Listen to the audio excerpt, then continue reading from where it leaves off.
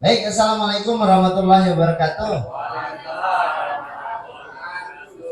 Nah, kalau sambil makan, mudah-mudahan tidak ngantuk ya.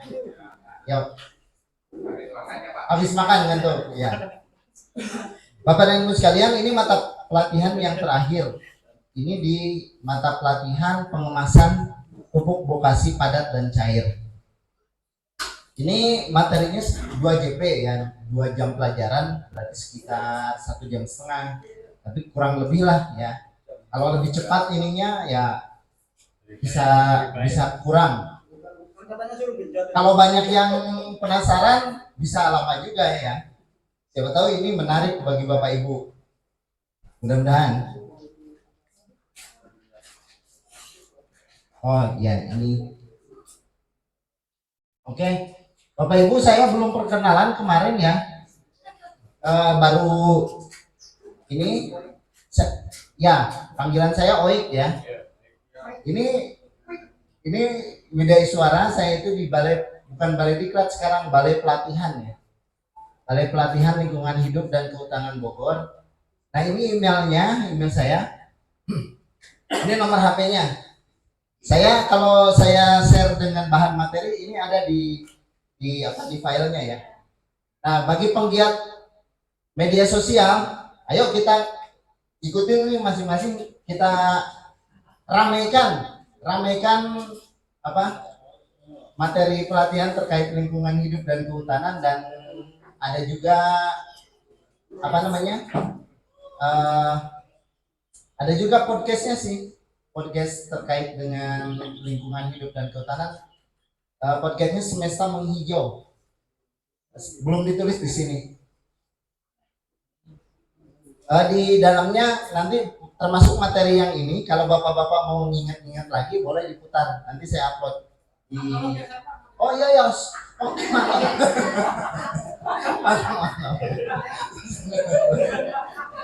Iya iya. Oke. Ya ini. Iya betul. Ini bu yang oke. Ya lanjut. Next. Jadi tujuan pembelajaran untuk mata pelatihan ini adalah Bapak Ibu diharapkan mampu melakukan pengemasan dan memasarkan pupuk vokasi. Kemudian pengemasannya nanti seperti apa ya, kemudian juga pemasarannya seperti apa. Itu di indikator belajarnya. Jadi kita akan 2 ini yang kita pelajari.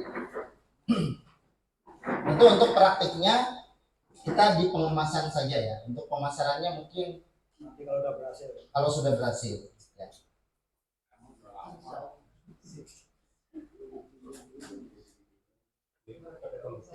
Nah ini Bapak Ibu, tentunya vokasi yang akan dikemas itu yang sudah jadi kan, betul nggak? Ya, ciri-cirinya yang sudah saatnya dikemas itu adalah salah satunya vokasi itu dalam kondisi matang. Ya kalau yang padat tadi ya, terutama yang padat mungkin ini, itu sudah kondisi matang. Matangnya apa? Ukuran partikelnya juga seragam, kemudian dikemas sesuai keperluan ya. Baik dari beratnya, dari bentuknya ya. Kalau pupuk cair dikemas seperti apa, pupuk padat seperti apa, gitu. Kemudian untuk juga kita berikan label untuk kemasannya. Nah ini yang kita akan praktekkan nanti hari Jumat ya. Nah tentunya juga ini vokasi kalau hanya untuk keperluan Bapak dan Ibu perlu dikemas ya? Tak perlu kan? Ya berarti kan kalau dikemas itu memang tujuannya untuk dijual, untuk pengembangan usaha Bapak dan Ibu ya. Jadi harapannya kalau memang volumenya sudah banyak, kemudian kualitasnya Bapak dan Ibu sudah bagus, sudah bisa yakin bahwa ini bisa dijual ya, mungkin pengemasan ini menjadi penting.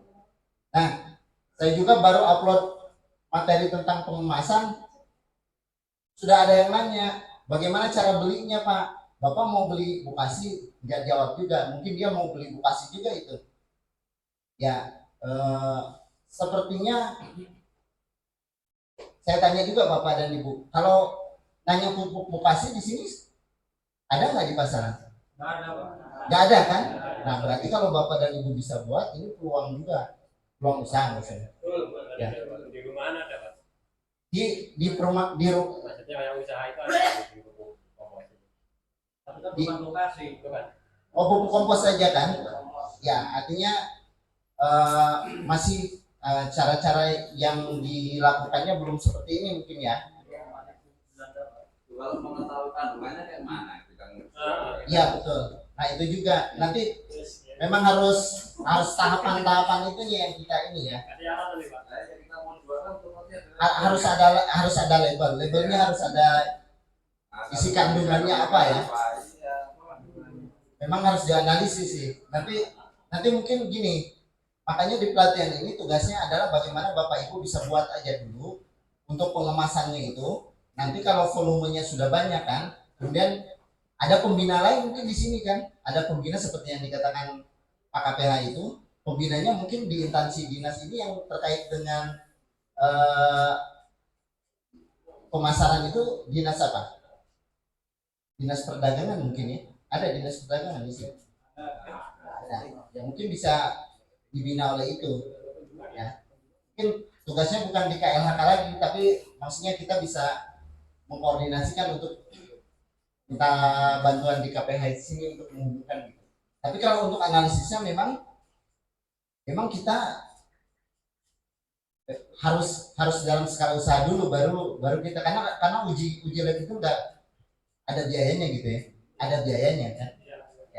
Ya biasanya kan kita ditanyakan kandungannya apa, berapa, gitu. Ya betul. Kita ditanya bukan kalau mau jual ya. Iya. Ya betul. Artinya kita kalau mau membuat izin kan tanya yang kandungannya. Ya biasanya kalau sudah diuji lab itu dari lab itu ngasih ke kita informasinya kandungan C-nya berapa. Maksud saya itu mau uji labnya itu Pak. Iya betul. Memang mau uji labnya itu harus ke instansi yang punya kompetensi itu kan, yang punya kemampuan itu. Di sini ada enggak? Ya, oke. Kalau yang di sini saya belum tahu ya kalau yang di sini. Tapi kalau yang di Bogor biasanya di IPB ada lab untuk uji ini. Di laboratorium tanah Di Kementerian Pertanian ya. di Kementerian Pertanian.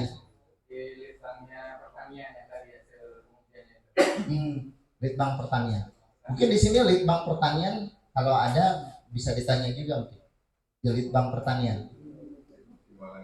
Oh iya, nggak apa-apa nanti sambil ditanya-tanya. Ya, oke.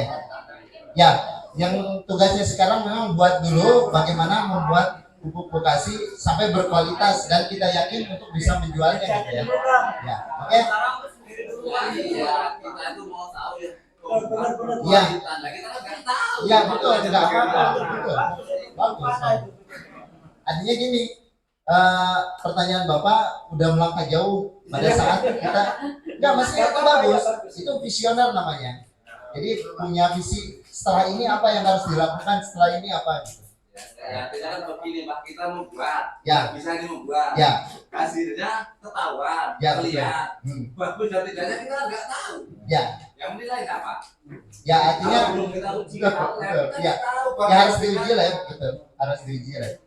Betul, harus diuji lah. Ya bagus, Bapak ini memang bagaimana supaya kita bisa menguji lab itu, tapi dalam posisi kita volumenya sudah banyak, kita juga maksudnya sudah ada gitu, ada yang untuk karena kalau untuk membuat kalau volumenya sedikit itu dijual juga tidak ekonomis gitu. Jadi artinya kalau dari gabungan Bapak dan Ibu yang sini buat sudah kualitasnya sudah diuji coba di kebun masing-masing, ini yakin bagus. Nah itu bisa dikumpulkan, boleh mungkin satu izin gitu ya, satu izin ya. Maksud saya biar nggak sia-sia Kak. percuma kita belajar. Betul. Kita belajar kalau sudah bisa kan kita kembangkan. Betul. Kita kembangkan, kita namanya bekerja itu kan mengeluarkan tenaga, pikiran, Betul. modal. Ya. Nah, kita kan harus menghasilkan. Ya. Betul. Iya betul. Memang arahnya ke arah sana. Betul. Itu betul. Betul yang Bapak katakan itu. Jadi memang arahannya kita untuk ke usaha nantinya. Jadi tapi kita berjalan paralel gitu Pak. Kita buat dulu sambil kita juga cari informasi untuk membuat untuk mengajukan uji lab itu ya. Ya kalau dikirim ke Bogor ya bisa juga sih. Kan cuma sampel. Ya. Ya. Oke. Dan memang dalam uji lab itu ada PNBP-nya. Walaupun itu di instansi pemerintah ya. Itu ada PNBP. PNBP itu ada pajak pendapatan negara bukan pajak. Jadi ada PNBP-nya yang harus kita bayar. Nah itu mungkin untuk informasi di Lampung saya terus terang belum tahu ya. Tapi kalau memang Bapak dan Ibu nanti penasaran mungkin bisa di-searching terkait dengan itu ya. Kalau di Bogor insya Allah saya tahu ya. Ya. Ya. Apa? Oh beda. Karena setiap Bapak buat sekarang diuji, itu hasilnya beda dengan yang uji dari tempat lain. Berbeda. Bukan kandungannya yang berbeda. Kan kandungannya berbeda itu dari bahannya, kemudian dari prosesnya juga ya, benar. Tapi nggak apa-apa, bagus. Oke, bisa dilanjut? Oke. Ini. Nah ini indikator kematangan kompos ya. Ini kalau dari baunya itu seperti bau tanah kalau yang udah matang ya. Kemudian warna komposnya coklat kehitam-hitaman. Kemudian terjadi penyusutan volumenya sekitar 20-40% dari yang bahan mentahnya ya. Kemudian dari ininya suhu mendekati suhu awal pengomposan. Maksudnya pada saat awal kan dingin ya, kemudian pada saat prosesnya itu ada kenaikan suhu. Jadi kalau ada rasa-rasa hangat, tidak panas sih, tidak panas, hangat lah gitu ya. Itu nanti pada saat sudah matang ini menjadi dingin seperti awal lagi suhunya. Kemudian kandungan airnya turun. Ya maksimumnya 50%. Nah, ini memang 50% itu kembali lagi harus dari uji lab memang. Tapi kalau ini dirasa-rasa mungkin 50% untuk sementara kan diuji coba sendiri dulu ya. Kemudian ini juga untuk bagaimana apakah sudah bisa digunakan atau tidak, bisa Bapak Ibu uji sendiri dengan meletakkan beberapa butir kacang hijau ya, yang satu dites di tisu basah, yang satu lagi dites di lokasi yang kita sudah buat. Nah, kalau pertumbuhan dari kecambahnya lebih banyak yang di lokasi kita, sudah pertanda bahwa itu sudah jadi ya, sudah relatif bagus ya. Maksudnya relatif itu karena kalau dibandingkan dengan yang lain bisa lebih tinggi, bisa lebih rendah begitu ya. Kemudian selanjutnya, nah ini sudah SNI tadi sudah ya. Oke, kita lewat. Nah sekarang ini kemasan. Kira-kira ini kemasan yang dibuat oleh pabrikan ya Pak.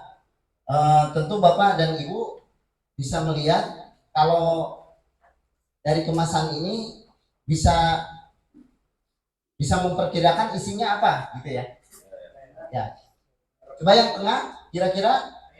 Nah, oke. Cair, yang kiri kanan padat ya. Nah, ini kira-kira definisi kemasan itu adalah sesuatu benda yang digunakan untuk wadah atau tempat bahan yang dikemas dan dapat memberikan perlindungan sesuai dengan tujuannya. Ya. Kemudian wadah atau tempat yang digunakan untuk mengemas suatu komoditas yang telah dilengkapi dengan tulisan dan label yang menjelaskan tentang isi, kegunaan dan lain-lain ya. Yang tentunya memang untuk pupuk ini sudah ada aturannya di Kementerian Pertanian. Nah ini, sedangkan aktivitas pengemasannya itu adalah suatu sistem terpadu untuk menyiapkan, menyimpan dan mengawetkan produk untuk dikirim ke konsumen melalui sistem distribusi dengan aman dan murah. Tentunya kalau dalam skala besar ini murah ini ya Pak. Dengan adanya kemasan, produk yang telah terwadahi dapat memberikan kemudahan untuk penyimpanan, kemudian untuk penghitungan ya, dan juga untuk pengangkutan. Ini karena disuruh ngebut ya. Ya, saya langsung aja. Nanti kalau ada yang mau bertanya lagi ya. Oke. Nah, fungsi kemasan itu untuk melindungi dan mengawetkan produk, ya. Tentunya supaya melindungi dari sinar ultraviolet. Ultraviolet itu sinar matahari ya Pak. Terus kelembaban udara, oksigen, benturan, kemudian kontaminasi dari kotoran lain atau mikroba lain yang merusak atau menurunkan mutu produk ya. Dengan pengemasan ini umur simpan menjadi relatif lebih panjang gitu ya. Sebagai identitas produk juga ini pengemasan. Dalam hal ini dapat digunakan sebagai alat komunikasi dan informasi kepada konsumen melalui label yang terdapat dalam kemasan. Yang labelnya kira-kira yang mana? Ini kebaca nggak? Nggak. Ini bahasa luar ya. Kayaknya ini produk Thailand atau produk negara lain lah ya. Nanti kita lihat di bagaimana cara supaya kemasan ini juga namanya mudah dibaca ya. Nah, kita di fungsi kemasan itu juga untuk meningkatkan efisiensi seperti memudahkan penghitungan ya. Karena dalam kemasan itu ada ukuran netonya berapa kilogram gitu. Kemudian juga menjaga kerapihan, memudahkan pengiriman dan penyimpanan. Oke. Kayak macet. Jenis kemasan. Jenis kemasan itu ada yang kemasan primer, yaitu kemasan yang langsung bersentuhan dengan isinya, yaitu ada yang dalam bentuk, kalau di ini di pupuk cair ada dalam bentuk botol, kalau di pupuk padat mungkin bisa plastik atau karung ya. Kemudian kemasan sekunder itu fungsinya untuk melindungi kelompok kemasan, jadi semacam kardus gini. Kalau dari beberapa botol disimpan di sini, ini menjadi kemasan sekunder disebutnya. Kemudian kemasan tersier ini terkait dengan pengangkutan dalam jumlah yang besar. Jadi kumpulan dos ini dimasukkan lagi di dalam dos besar atau di dalam kontainer ya untuk pengiriman yang lebih besar. Itu disebutnya kemasan tersier. Nah, khusus untuk pupuk organik ini bahan kemasan harus bersifat kedap air, tidak bereaksi dengan pupuk kandang, mudah dikerjakan secara massal dan harganya relatif murah. Ya. Ini mungkin catatan saja. Nah, kemudian bahan kemasan itu bisa plastik ya, sudah kita ketahui banyak. Ini yang digunakan oleh kebanyakan penjual yang skala kecil ya, yang skala kecil, skala rumah tangga. Nah, kalau untuk karung kan banyaknya usaha menengah sampai besar ya Pak. Ya. Kemudian botol juga digunakan untuk kemasan pupuk cair yang ukurannya ya mungkin bisa setengah liter, 1 liter, ada juga yang 250 mili kan. Tapi kalau untuk pupuk cair ini mungkin kalau 250 mili terlalu kecil ya. Betul nggak? Kemudian karton atau kardus digunakan untuk wadah luar sebagai penyokong wadah utama dalam pengemasan produk agar lebih kuat. Nah ini mungkin untuk kemasan dari beberapa botol yang dimasukkan ke dalam kardus ya. Dan biasanya ini lebih mudah dibandingkan dengan kayu ya Pak. Kalau kayu kurang fleksibel kan, dan berat juga. Nah ini kemasan plastik yang sudah dibuat label. Nah nanti Bapak Ibu mulai dipikirkan dari hari ini untuk membuat label yang akan dirancang hari Jumat. Ya, jadi Bapak dan Ibu memikirkan kira-kira namanya apa, desainnya mau seperti apa, terus komponen-komponennya nanti yang diperhatikan adalah adanya nanti di slide-slide berikutnya. Ini baru jenis-jenisnya, ini kemasan berbahan plastik dengan label ditempel ya. Ada juga sekarang banyak yang dicetak stikernya, kemudian dimasukkan ke dalam plastik, kemudian ditempel. Ini masih plastik yang biasa kan Bapak? Ini kan masih plastik biasa ya.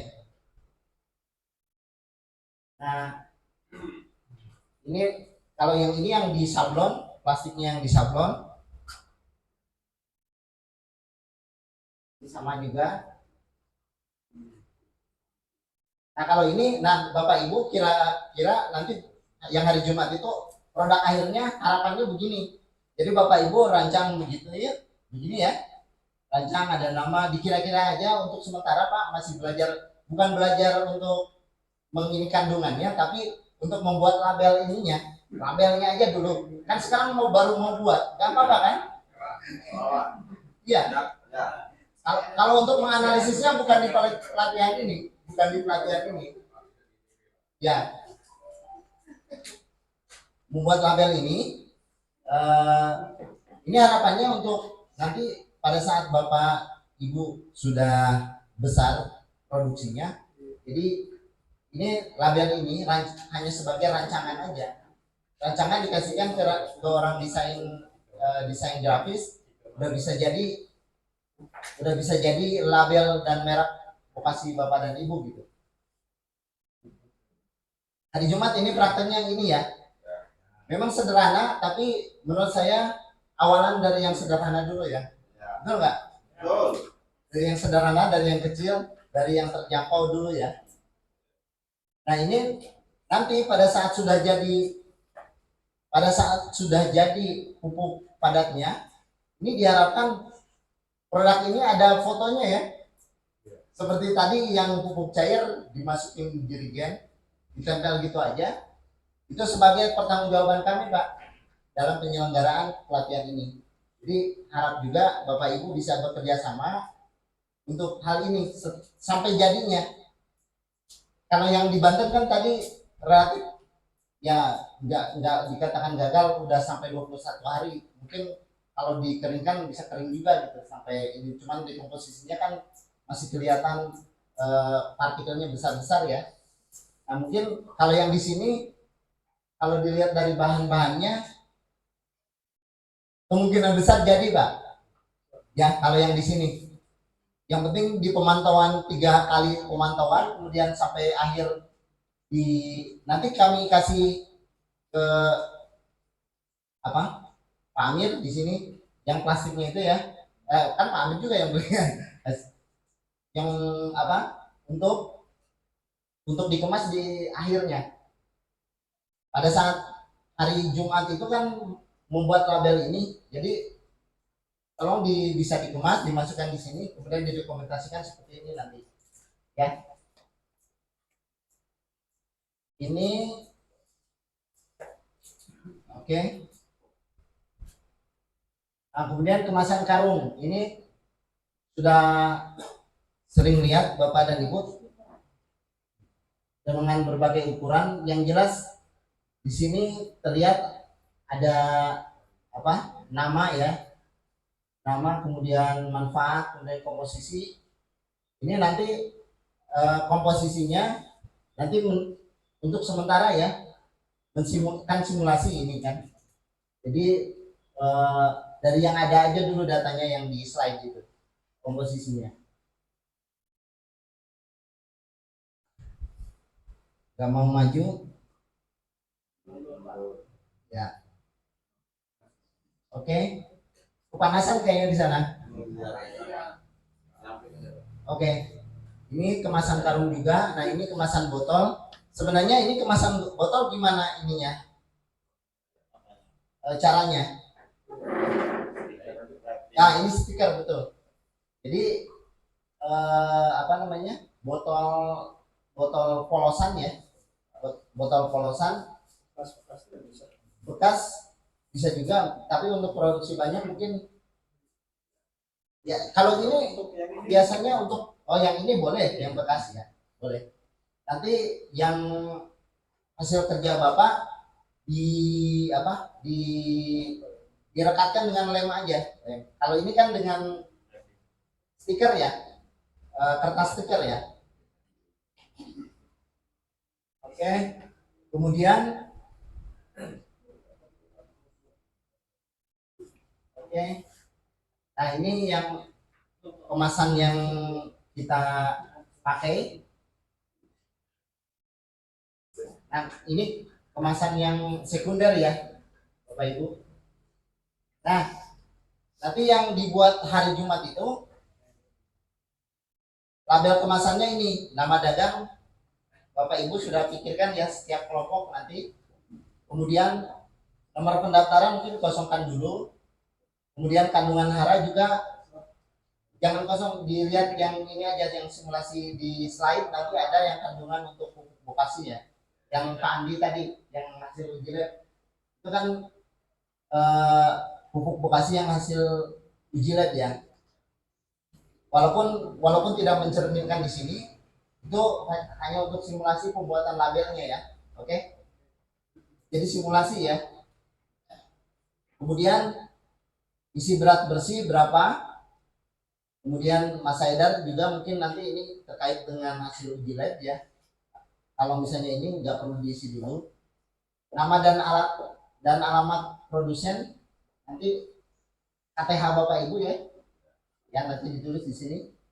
Tanggal bulan tahun produksi, kemudian petunjuk penggunaan kita gunakan yang standar aja, yang seperti yang sudah dijelaskan oleh Pak Andi tadi ya. Petunjuk penggunaan, kemudian bahan aktif dan tujuan penggunaan. Tujuan penggunaan mungkin ya, kalau bahan aktif kan tidak, untuk praktek kali ini tidak ditambahkan bahan lain ya. Nah, ini tuh sebenarnya kalau sudah jadinya untuk pemasarannya, ini sesuai dengan pasal 10 Permentan nomor 70 2011 ya, tentang pupuk organik, pupuk hayati dan pembedah tanah. Oke. Ya, masih banyak ini Pak. Oke. Nah, ini kegunaan yang sebelumnya apa? Nah, ini nama dagang. Nah, nanti bentuknya didesain yang Bapak Ibu buat, terserah mau diletakkan di mana gitu ya. Nama dagang, nama produsen, nama kelompok Bapak Ibu, isi berat bersihnya berapa. Nanti untuk desainnya saya serahkan ke masing-masing kelompok ya. Nomor pendaftaran ini mungkin bisa dilewat dulu. Nah, komposisi mengikuti yang itu aja, yang hasil di slide, yang ada di slide. Nanti slide-nya kan di share ke grup WA ya. Kemudian ini contoh lain ya, di mana letak nama dagangnya, kemudian ada komposisi, ada manfaatnya, ada aturan pakainya. Nah, tapi di sini ada yang, kalau menurut Bapak Ibu ini kelihatan nggak? Enggak ya? Ini bukan karena tulisannya nggak kelihatan, nggak kebaca. Karena ini kalau didesain ada komposisi warna ya. Oh, di zoom ya, kalau di foto ya, betul. Tapi nanti kalau dalam pembuatan desain ini ada ada bukan ketentuan sih. Nanti kita lihat di slide-slide berikutnya. Jadi bagaimana supaya antara tulisan dengan background itu kontras ya. Betul? Oke, ini contoh lainnya, tata letaknya untuk kemasan. Nah, ini contoh lain ya. Kalau ini komposisinya berada di belakang ininya ya, di belakang kemasan ya, karung ini. Nah, mungkin yang bisa Bapak Ibu lakukan nanti seperti ini juga udah bagus ya. Kalau misalnya dirancang di sini, kemudian didesain, ini diketik sederhana kan ini, diketik sederhana dengan menambahkan pewarnaan sedikit ya, sudah mulai relatif bagus ya. Ini contoh tata letaknya. Ya kalau ini yang sudah hasil uji ya, jadi ada expire date-nya, ada tanggal expire-nya, ada luarsa. Nah, di dalam kemasan ini bukan saja dibuat desainnya, tapi yang paling penting adalah ini bisa memberikan informasi, menjual dan memasarkan. Ya, tentunya kita mengikuti kaidah estetika, tapi tidak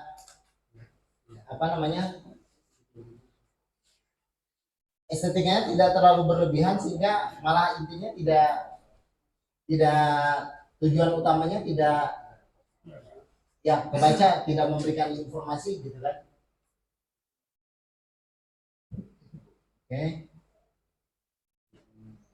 Nah, ini kita masuk ke desain grafis ya. Di desain grafis itu ini adalah rancangan gagasan atau ide yang mengenai bentuk fisik barang cetak, meliputi ukuran, warna, tata letak, dan unsur-unsur tata letak lainnya, baik huruf maupun ilustrasi. Nah, ini adalah tujuannya bagaimana kita mengkomunikasikan sebuah gagasan secara visual dengan tujuan tertentu. Nah, dari fungsi dan tujuannya desain grafis itu ada estetika dan artistiknya. Ini estetika dan artistik ini apa? Ada seninya ya. Ya, kemudian ada fungsinya juga. Fungsi informasi. Kemudian ada teknis packagingnya. Kemudian juga ada bagaimana cara mengkomunikasikan ide gagasan kepada konsumen ya. Nah, ini ada tingkatan desain grafis. Itu yang pertama bisa menarik perhatian ya. Yang kedua bisa mengikat perhatian. Jadi bukan sekedar menarik perhatian tapi juga bisa mengikat perhatian. Artinya ada keinginan yang melihat itu belum sampai membeli ini Pak, baru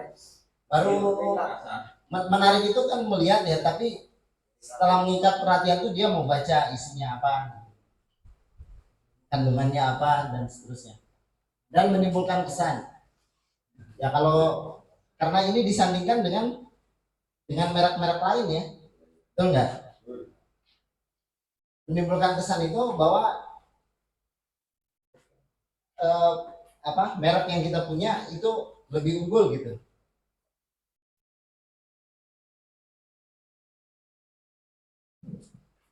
Coba lanjut. Nah, ini elemen-elemen dalam membuat desain grafis. Ada ukuran ya. Kira-kira yang ukuran A4 di kertas A4 itu cocoknya untuk berapa kilo di plastik? 5 kilo ya. Kalau yang di 50 kilo terlalu ini ya, kekecilan kan. Oke. Sudah ada gambaran berarti. Berarti nanti kita desain yang A4 untuk yang ukuran 5 kilo ya. Kemudian belum ya. elemen dalam desain grafis itu juga ada garis bentuk kemudian titik ya. Nanti Bapak dan Ibu mungkin sudah bisa mengaplikasikan ini, tapi kalau pengenalan tentang desain grafis mungkin itu ilmu tersendiri ya. Di sini ada yang jurusan komputer nggak? Atau bisa menginformasikan komputer? Oh enggak, operator semua di sini. Hukum sama akuntansi. Hukum sama akuntansi. Oh iya. Tapi kalau di sini nggak dipraktekkan itu, prakteknya hanya mendesain manual aja. Kita sediakan kertas dengan spidol berwarna itu. Ya. Tapi kalau sekarang itu jangan kira Bapak dan Ibu itu Bapak Ibu desain pakai spidol saja begitu, kemudian kita foto, kemudian kita suruh AI yang ini bisa kurang lebih itu bisa sebagai dasar rancangan. Jadi ini hal yang mendasar menurut saya. Jadi walaupun sederhana, tapi ini bisa sebagai bahan dasar. Kalau di rancangan kita dimasukkan AI, tahu kan sekarang lagi ramai AI. AI itu AI, artificial intelligence. Enggak. Ya itu hanya untuk mendengar aja. Tapi kalau mau didalami ya silakan, gampang juga sih. Komputer kan yang kerja komputer sekarang, bukan kita.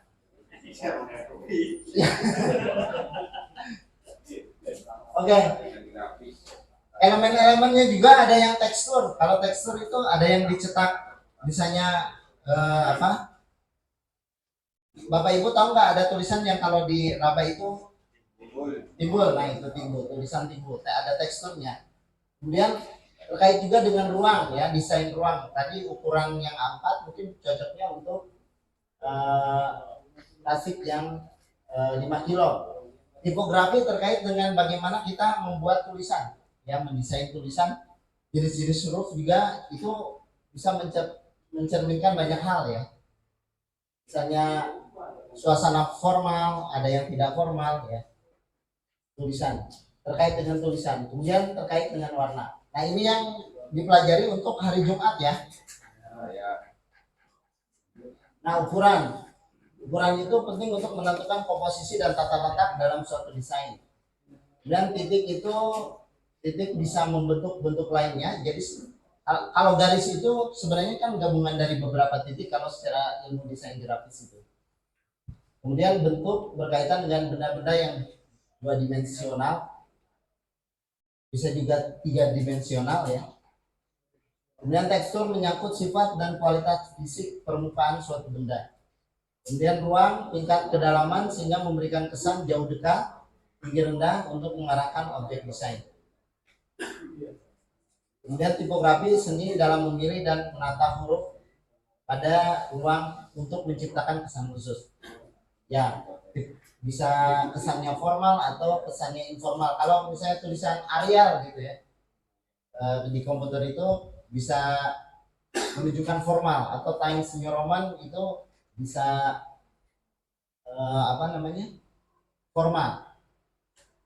Kalau yang informal misalnya hurufnya handwriting gitu. Nanti Bapak dan Ibu kalau ini lihat-lihat di desain komputer itu didesain ya, ilmu desain.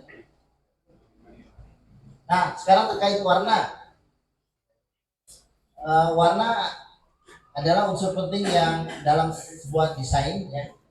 Tentunya tadi yang di contoh warna hijau dengan warna hitam itu cocok nggak?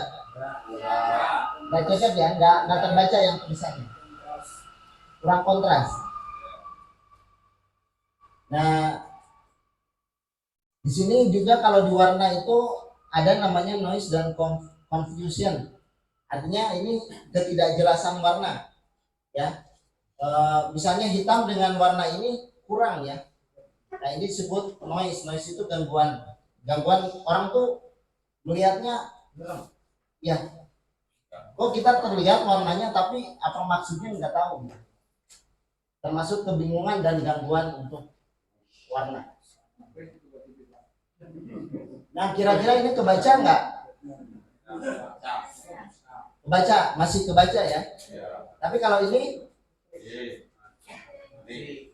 lebih kebaca. Ya. Lebih kontras warnanya. Oh ini kurang ini ya, Batman ya. Oh iya ya. Ya kurang bagus ya contohnya. Oke, kita lewat aja. Ya, kemudian ini adalah harmoni warna. Harmoni warna ini warna apa? Warna hijau. Tapi ini dibuat dari hijau yang muda sampai tua. Jadi ini hanya dari dua warna aja, tapi ini warna dasarnya adalah hijau. Itu Bapak dan Ibu bisa membuat ini perpaduan warnanya. Misalnya dalam desain ini semua warna hijau ya, ya kan? Ini semua warna hijau, ini semua warna coklat kan? Nah tapi harmoninya dari mulai yang muda untuk background, yang sangat tua untuk outline ini gambar. Kemudian yang gambar-gambar di selain ininya dibuat lebih mudah dari antara ini dengan outline ilustrasinya ya. Begitupun yang sebelahnya ya. Ya. Lanjut. Ada yang ditanyakan? Enggak. Oke.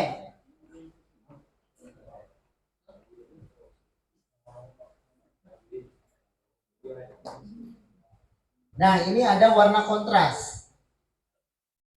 Ini masih hijau juga dasarnya ya. Jadi kita mengkontraskan yang muda ya.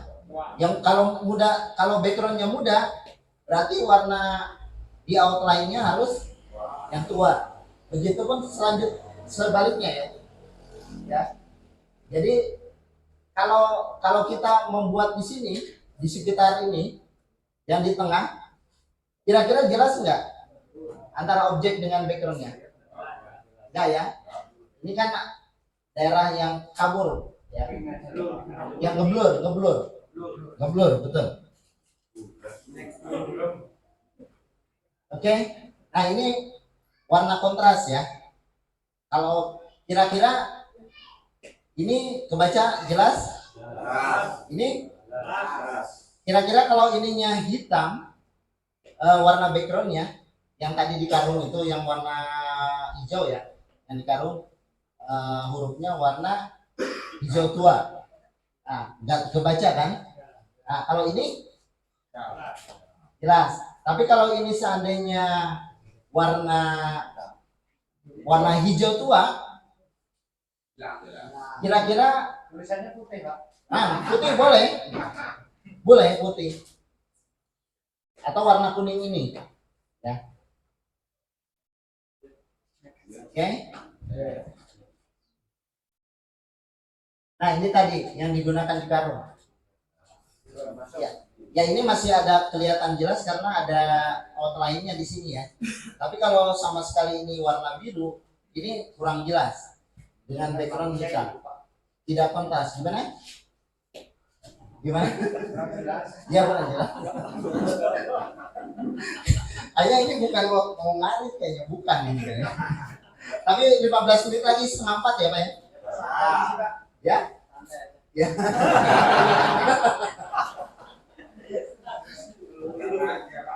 Oke. Nah ini nanti kita praktek ya. Kalau praktek nanti masih 2 hari ya. Nanti kita jelaskan aja di hari Jumat pagi sebentar. Kita jelaskan sebelum praktek membuat label. Sampai di sini? Sampai di sini ada yang mau bertanya? Kalau terkait dengan pemasarannya kita nggak detail karena di pemasarannya itu di sini ada yang pernah ikut nggak dari KPS dari KUPS atau dari KPS dari hutan desa atau KKN ya? Ada pernah di SSF ya?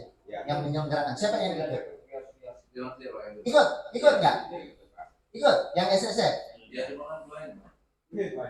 Oh banyak. Itu berarti ini sudah ahlinya loh. Bikin. Oh belum. Oh yang pemasarannya. Benar. Pakai kanvas bisnis kan? Kanvas bisnis. Ah berarti sudah pernah gitu. Enggak apa? Oh. Enggak apa-apa Pak. Jadi kalau gini prinsip ilmu itu pokoknya kita stok aja dulu. Kita stok aja dulu pada saat kita membutuhkan kita buka lagi. Nah termasuk misalnya yang kemarin yang SSF itu terkait dengan penguatan kelembagaan pengembangan usaha ya. Kalaupun misalnya tidak masuk waktu itu, tapi suatu waktu Bapak buka lagi, oh ternyata mudah ya ini. Kan ada file-filenya. Saya malah dikirim dari yang Kalam. Iya dari Kalam dikirim file-filenya ke saya. Bapak ikut nggak? Oh nggak ikut. Ya nggak apa-apa. Nanti mudah-mudahan ada kesempatan. Di kita juga ada untuk pemasarannya itu. Jadi kalau di sini kan pemasaran pupuk gasnya hanya membuat label, bagaimana membuat label yang bagus gitu. Kalau di sana sampai dari mulai awal ya, dari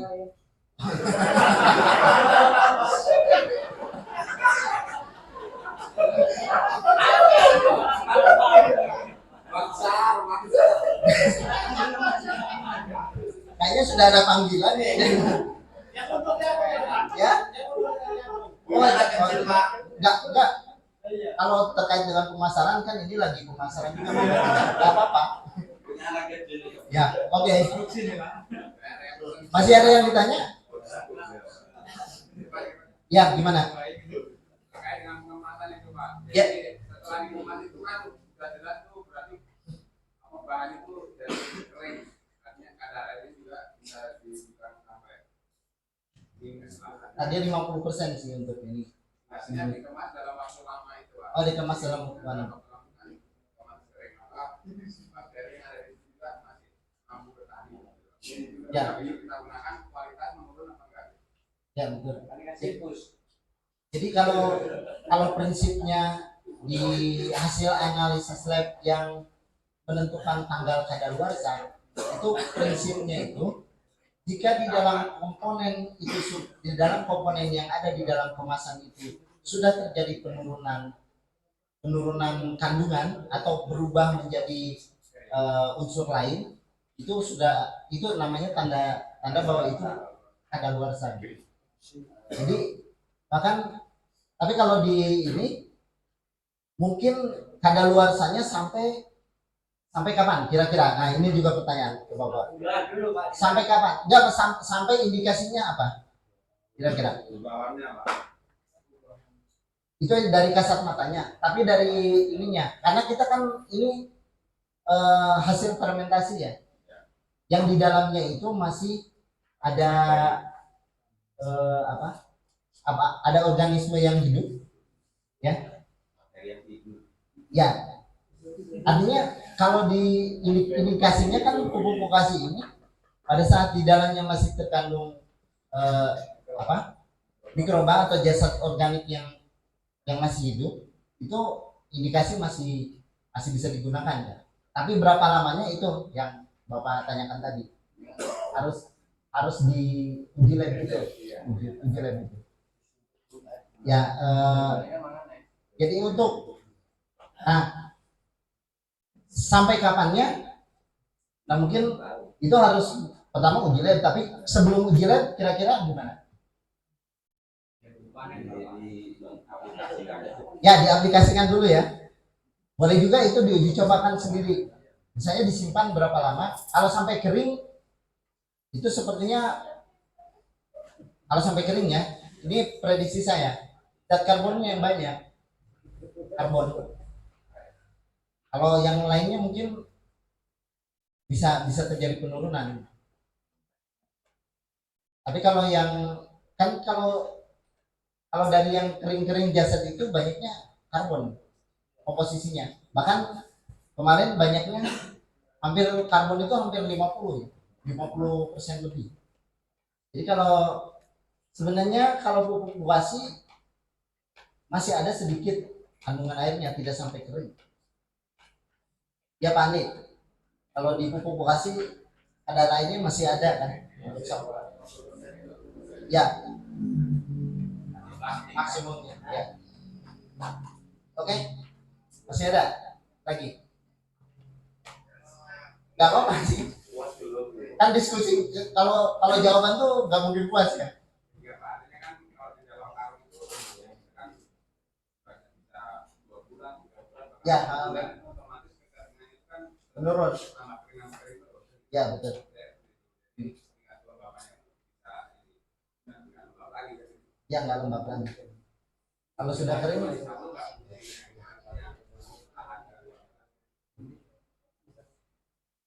mungkin Pak Mas Andi ada jawaban nggak, masih bertahan nggak kalau sampai kering? Ya, kalau dari kualitasnya bisa aja menurut tadi unsurnya ada ya, ada berubah ya. Kalau di pupuk itu kan memang tadi karbonnya yang banyak ya, Ya. C-nya yang banyak. Kalau di pupuk vokasi kan selain unsur yang makronya, mikronya kan ada juga. Nah ini mungkin unsur-unsur ini yang kalau penyimpanannya terlalu lama, unsur itu yang bisa hilang gitu. Tapi kalau dari apa tadi kekeringan, ya pasti kalau disimpan lama kan semakin kering. Kalau mikrobanya mungkin masih ada gitu kan, masih ada. Kemudian yang jadi ini adalah unsurnya itu yang bisa menurun kualitasnya. Gitu, caranya. Nah itu juga termasuk bagian dari pengujian lab juga, berapa lama itu penurunannya, itu yang nanti bisa menentukan waktu kadaluarsanya juga. Ya, meskipun saya yakin lama juga organik ini.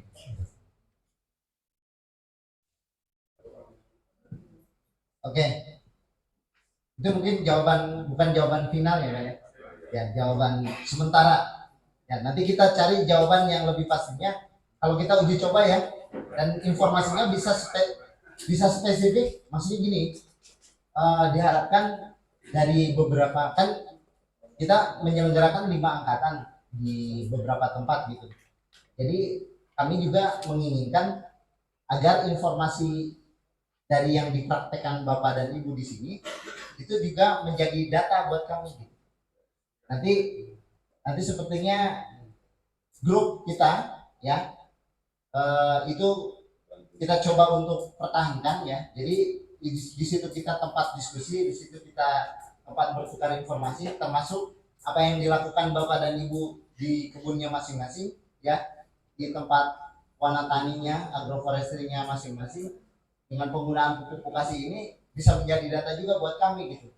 Jadi di saya yakin di 5 lokasi ini, dari mulai alat, dari mulai bahannya, dari mulai perlakuannya, dari mulai penggunaannya itu cukup beragam kan, dan itu buat informasi bagus. Nanti kita juga saling sharing dari kelompok lain, bisa melalui kami gitu. Nanti saya share lagi kalau ada informasi dari tempat lain ke Bapak dan Ibu. Jadi harapannya di grup juga itu dijadikan sebagai sarana untuk kita saling bertukar informasi ya. Oke, udah cukup?